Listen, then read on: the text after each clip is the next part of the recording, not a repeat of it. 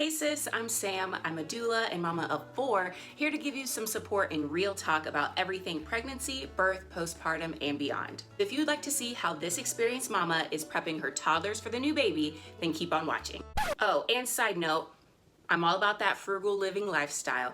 A lot of these things you can find super cheap or they are free.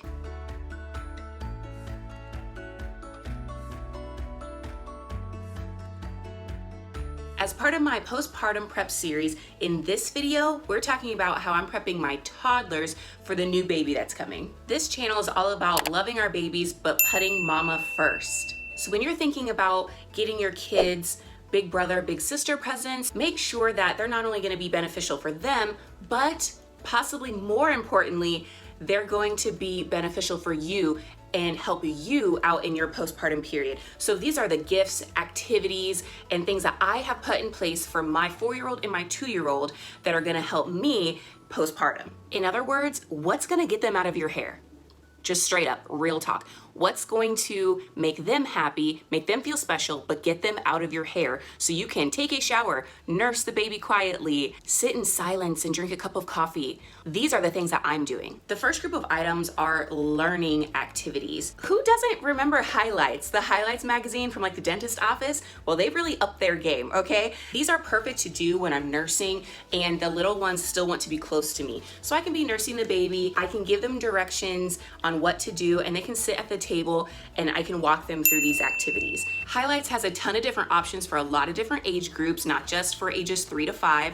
I have these books and ones similar to them linked in the description box below. The company School Zone also has similar activity books, and I like these because they're geared down for a little bit younger of an age group. They have big pages, very little instruction, if any instruction is needed, for about ages 2 and up. If you're worried that your little one is just going to scribble and fly through this book with reckless abandon, a pro tip from an experienced mama: tear out like maybe 5 pages and give them just those 5 pages. Then they'll be less apt to waste paper and to waste your money. If you're looking for some other non-electronic learning activities for your kiddos, I have a complete Pinterest board called Homeschooling Mama. I have collected over the years different activities that I guess a lot of people would call busy work. I would call it mom freedom time. If you want to learn more about how I've been homeschooling my kiddos, then leave me a comment down below and I'll make sure to do a video about that. But for the sake of this video, head over there and check out some of the things I've collected over 10 years. These are activities that they could do on their own or activities that someone else could do with them. Like maybe they have a really fun teenage cousin that could do some of these activities with them and give you, as a tired postpartum mama, a little bit of a reprieve. Now, as a millennial mama, I am not opposed to using electronics with a purpose and sparingly. Screen time is not the devil. It shouldn't be treated as such. There are some really great programs out there for little ones specifically to get them out of your hair, especially during postpartum. My favorite one right now is ABC Mouse. My kids need no supervision when it comes to the ABC Mouse program, which is such a relief. If you've never heard of ABC Mouse before, they have a learning path and learning activities all the way down to about age 2. But apart from the actual ABC Mouse curriculum, if you want to call it that, they have other games and activities that they can do on their own. My 2-year-old's, one of her favorite things is doing the learning path and activities to get tickets. And then with her tickets, she buys pets. So she has all of these digital pets that she feeds and gives water and plays with them and gives them baths and all of that stuff. It's actually really cute. ABC Mouse is a subscription-based program. I would just go with the annual subscription if I were you. That's what I do, because I can guarantee that you're going to use ABC Mouse with your toddlers during your new baby's first year, in your first year postpartum. I have this saying that toddlers are like puppies. You can't get mad at the puppy for ripping up your couch if you haven't given them enough time, attention, or gotten their energy out. That is exactly how my toddlers are. Love them to death, but they're basically like feral animals. And I know as a postpartum mom, I kind of like to hunker down during that lying in period, but that's not necessarily fair to them as busy, rambunctious toddlers. So I had to come up with a few different things to keep them physically engaged, even though I might want to be hunkered down at home. I have YouTube channels that I want to refer you to if you have toddlers, and busy, rambunctious ones like I do. The first one is called Cosmo Kids, and she is Australian or New Zealander. I'm not 100% sure. My American ignorance is coming out. But she has a YouTube channel that is very engaging, yoga for kids. She has one video that is Frozen inspired, Trolls inspired, Sonic the Hedgehog inspired, and my kids love these. They're about 20 minutes long, which again is perfect timing to get something done as a postpartum mom, but I can just set that on repeat if I need them to watch like 2 or 3 in a row. Sorry, not sorry. Another one that my kids really like is called Super Simple Songs. Say that 3 times fast. One of my kids' favorite ones is The Floor is Lava. The floor is lava! They love that one. And Parenting Hack with short little videos like the Super Simple Songs videos. It's really easy for me to say, okay, 2 more videos and then we're turning it off. Okay, 1 more video and then we're turning it off. And it's really helping them anticipate the fact that screen time is almost over. The third YouTube channel that I've really been enjoying for my kiddos is Storytime at Ani's House. Ani's House! The host, Ani, reads aloud different children's books to the kiddos, and she's like the cool aunt that everybody has that does all the silly voices of all the characters, and my kids really, really enjoy that because, truth be told, I don't do all of the voices all of the time, and they're still being read to, although be it through a screen. This is the world that we're living in. This is a way that I can engage their brain. They're sitting, they're enjoying the stories, and it gives me a little bit of quiet time with the new baby. Lastly is the channel called Miss Linky, like Slinky. Why am I doing this? This looks bad. Miss Linky, like Slinky. She has more intense exercise videos for kids, and I say intense, they're not like doing tons of burpees and stuff like that. It's not CrossFit for kids.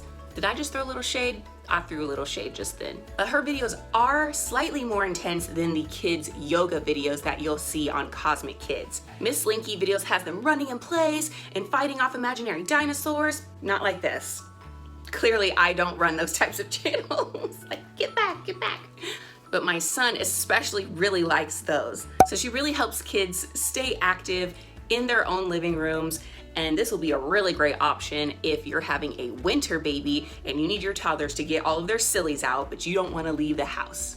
I totally get it, girl. I totally get it. Moving on to the second group of activities that I have planned for my toddlers when I'm in postpartum are things that they're gonna do outside of the home, but I've already started prepping them mentally for these now. The first one is getting into and out of their car seats. Now, before y'all click off this video and think that I'm a crazy mom for not buckling in my kids, I do buckle in my kids.